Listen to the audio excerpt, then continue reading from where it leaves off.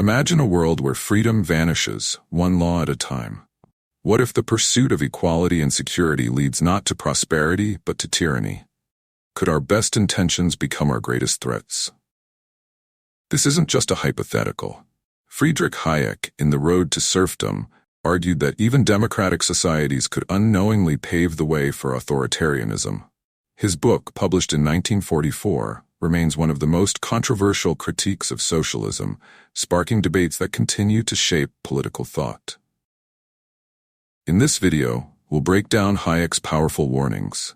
You'll learn why he believed economic planning could undermine democracy, what history has taught us about this slippery slope, and how his insights resonate in today's world.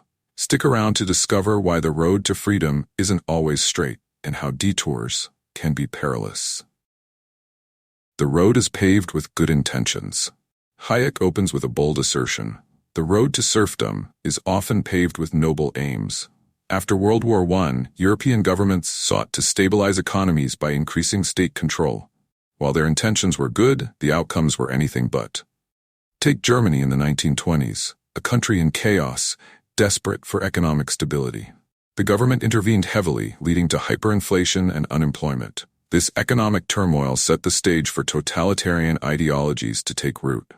Hayek points out that when governments take control of resources, they limit individual freedoms, even in seemingly minor ways. Think about it. When the state decides what's best for you, are you still truly free? Hayek warns that small, incremental losses of freedom can snowball into authoritarian control before anyone realizes it. The Mirage of Security. Here, Hayek addresses society's deep desire for economic security.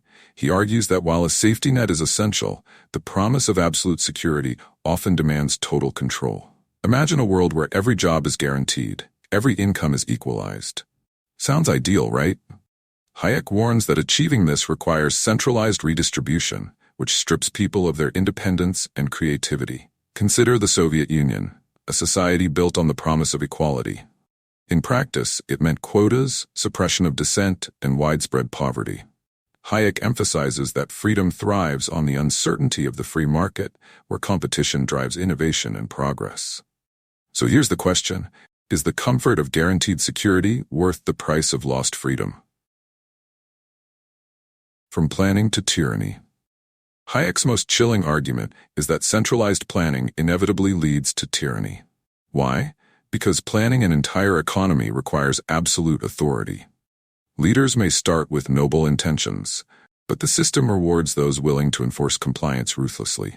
He uses Nazi Germany as an example, a country where economic planning under the guise of national recovery spiraled in totalitarian control. Hayek argues that once people trade freedom for centralized power, they lose the ability to push back. Let's pause here. If you give someone the power to plan your life, what happens when they decide to prioritize their goals over yours? The role of competition. Amid these warnings, Hayek offers hope. He argues that free market competition is the antidote to tyranny. Why? Because it decentralizes decision-making, allowing millions of individuals to innovate, adapt, and thrive. Consider the tech industry. Without centralized control, entrepreneurs have created groundbreaking solutions, from smartphones to renewable energy. This dynamism is what Hayek celebrates, a system where creativity flourishes because no single entity holds all the power. Yet Hayek warns that even competitive systems can falter if governments overregulate. He challenges us to reflect: how much control is too much? One of Hayek's boldest claims is that socialism and democracy cannot coexist indefinitely. Why? Because managing an economy often requires suppressing dissent. Leaders who start by controlling prices or wages may eventually silence critics to maintain their policies. Hayek illustrates this with historical examples. In Stalin's Soviet Union, dissenters were labeled enemies of the state, not because they opposed socialism itself, but because they challenged specific economic policies. The logic was simple. To protect the collective good, individual voices had to be silenced. Hayek warns that such patterns are not unique to dictatorships. They can take root even in democratic systems under stress. This risk extends beyond politics. Imagine how social norms can shift under centralized control. If every economic decision is framed as a moral imperative, like rationing food during a crisis, what happens to those who question the rules? Over time, Hayek argues, the moral weight of these decisions leads to societal conformity and the erosion of pluralism. Here's a question to consider.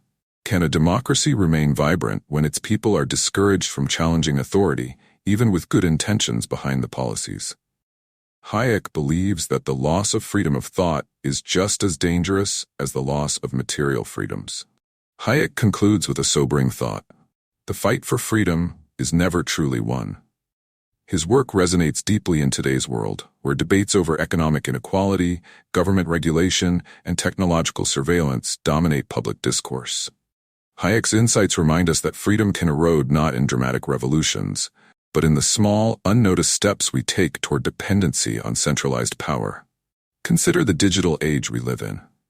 Governments and corporations alike have unprecedented control over data.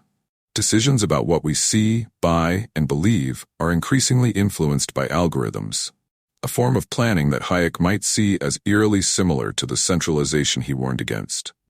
Are we trading freedom for convenience in ways we don't even realize? And yet, Hayek's work is not just a critique, it's a call to action. He urges us to protect free markets and free minds, to celebrate the diversity of thought and innovation that only liberty can produce. His message is clear. Societies must guard against the slow creep of authoritarianism by fostering transparency, accountability, and a robust commitment to individual rights. So what does The Road to Serfdom teach us today? It challenges us to think critically about every policy and every trade-off.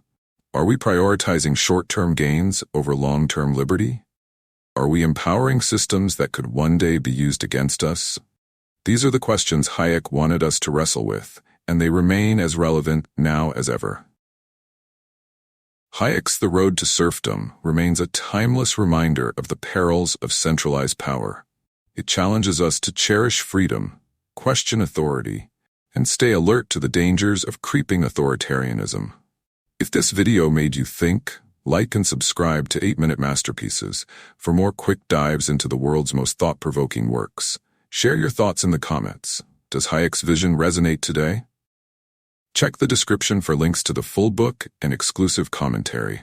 Until next time, keep questioning, keep learning, and keep your road to freedom clear.